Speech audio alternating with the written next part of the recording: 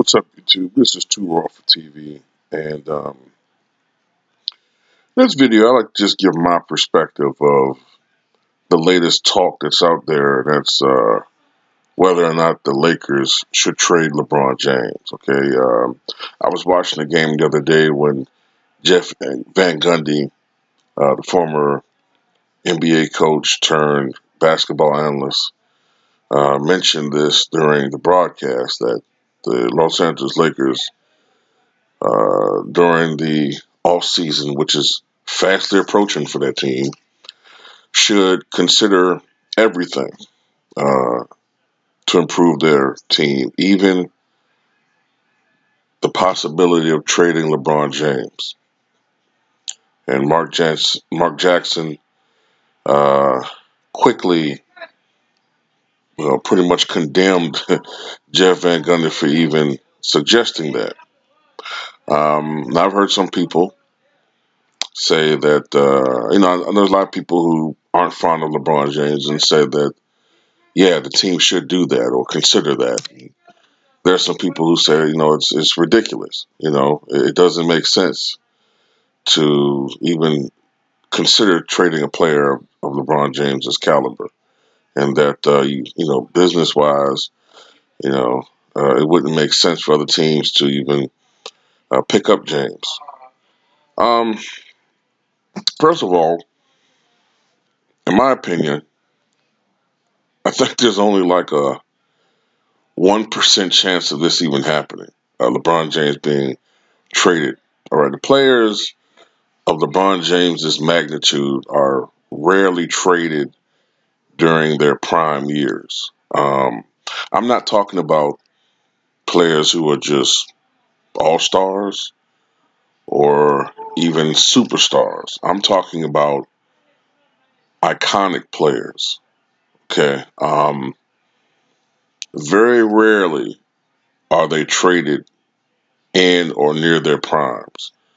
Uh, One guy that comes to mind would be Shaquille O'Neal, all right?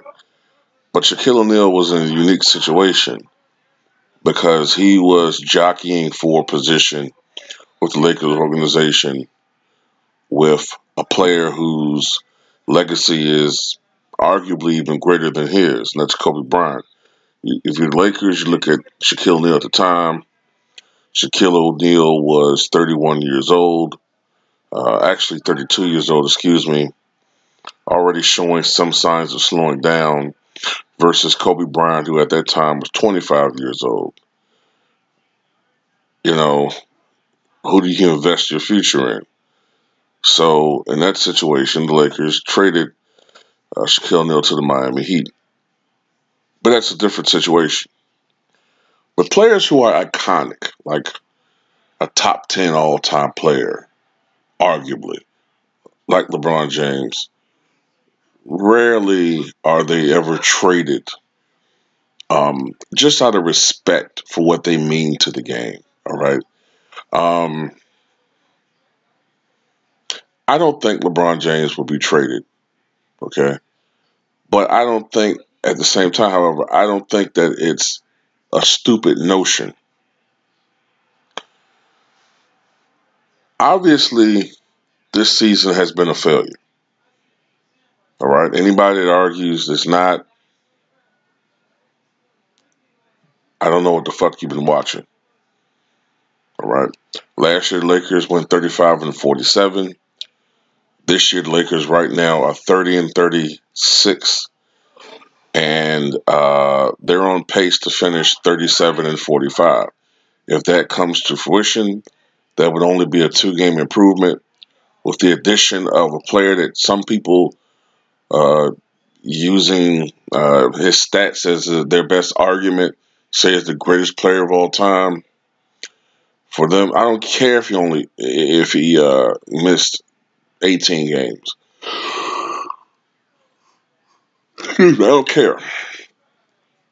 Michael Jordan in 84-85 season, the Bulls went 38-44. Okay, the year before that they were 27-55. Michael Jordan missed 64 games the next season. 64 games the Bulls still went 30-52, which was only a drop of 8 games. Still a lot considering the prior season, but they didn't like bottom out at like only 17 wins or something like that. Um,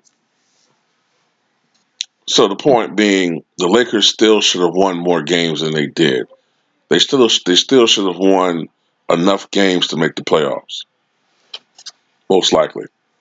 Um, but this is the thing: if you're the Lakers, right, you have to respect the fact that LeBron James is an icon, and the fact that LeBron James has business interests, all right, as well as um, residents in the Los Angeles area. So it would be very disrespectful to trade a guy of his caliber to anywhere outside of that area. So the Clippers does make sense if, by the very minute chance they were considering something like that. Um, the only thing I can think of where Lakers would even consider it, if they're noticing during the off season that they're not acquiring anybody. Okay, no one wants to go to the Lakers. They're waving money around, and none of the big name agents, free agents, want to go there. Kevin Durant, Kawhi Leonard, they're not able to pull the AD trade. They're not getting any significant additions to the roster. And it's looking like the Lakers are once again, at best, with a healthy LeBron James for the 2019-20 season, although an older LeBron James. It's looking like, at best, when you look at the competition out there, that they might be a 6th, 7th, 8th seed. For the Lakers organization, this will be a prolonged period of, at best, mediocrity. Laker fans are notoriously short, patient when it comes to tolerating mediocrity, all right? And just downright, just plain awfulness. Laker fans don't tolerate that. Like I told you before, I put out there the history of the Los Angeles Lakers.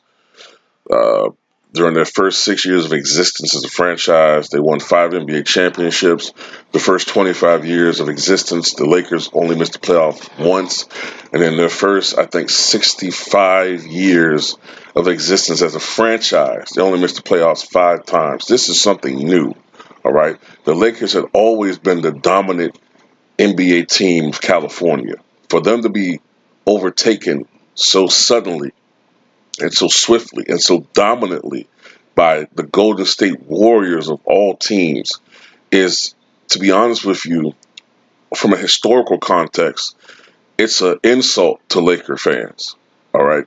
Looking at the history of both clubs. Now, the Warriors themselves do have 6 NBA championships going all the way back to the days of the Philadelphia Warriors. In fact, the first championship in league history, 1946-47 season, was from the Philadelphia Warriors. When we go back to the days of Joe Fulks. And then later on, I think they won a title in 55-56. I think it was that year, spearheaded by Neil Johnston. All right. But still, compared to the Lakers, it would just be insulting for the Lakers to be this bad. Magic Johnson would have a lot of pressure on him to do something.